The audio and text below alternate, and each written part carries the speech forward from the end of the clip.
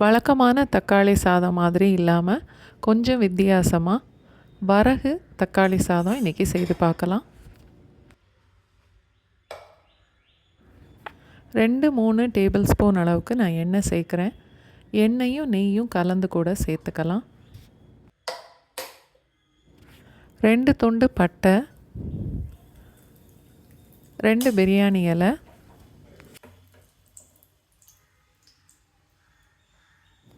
பொடிசாக வெட்டின வெங்காயம் 3/4 கப் அளவு, தக்காளி 3/4 கப்பு, 2 பச்சை மிளகாய்,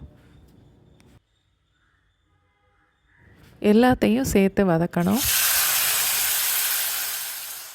வெங்காயம் தக்காளி வதக்கிறதுக்கு கொஞ்சமாக உப்பு,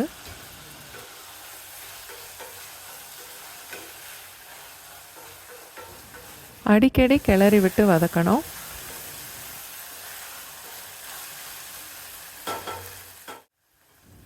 தக்காளி நல்லா வதங்கி சாஃப்டானதுக்கப்புறம்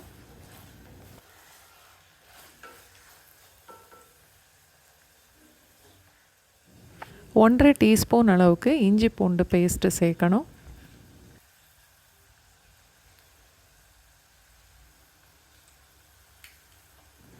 கொஞ்சமாக புதினா இலை, கொஞ்சம் மல்லி இலை,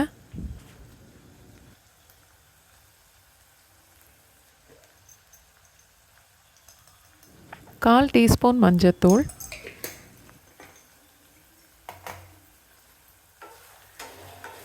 எல்லாம் சேர்த்து நல்லா வதக்கணும்.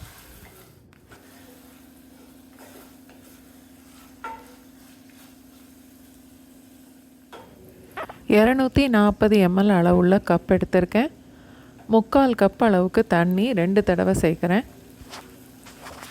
மொத்தம் 1.5 கப் அளவு தண்ணி.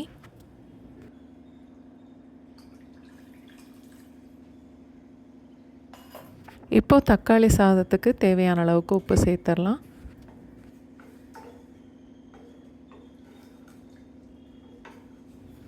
தண்ணி கொதித்த உடனே 3/4 கப் அளவுக்கு வரகு நல்லா கழுவி 30 நிமிஷம் ஊற வச்சுருக்கேன். அதை கொதிக்கிற தண்ணியோடு சேர்த்துடலாம்.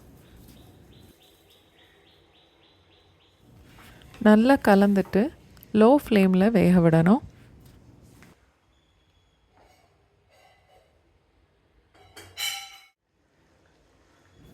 அடிக்கடி கிளறி விட்டுக்கணும்.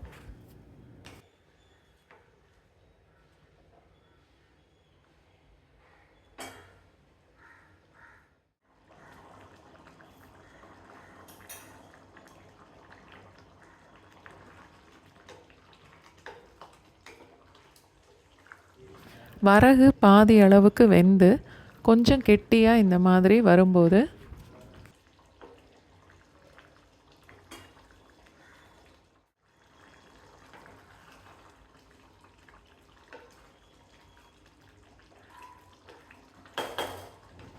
ஒன்று இல்லை 2 டீஸ்பூன் அளவுக்கு நெய் சேர்த்துட்டு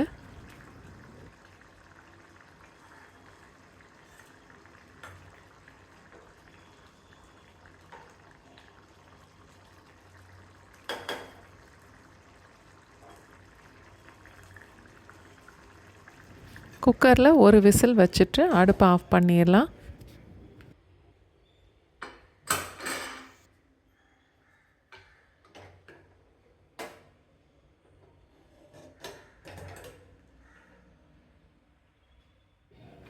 வரகு நல்லா வெந்திருக்கு.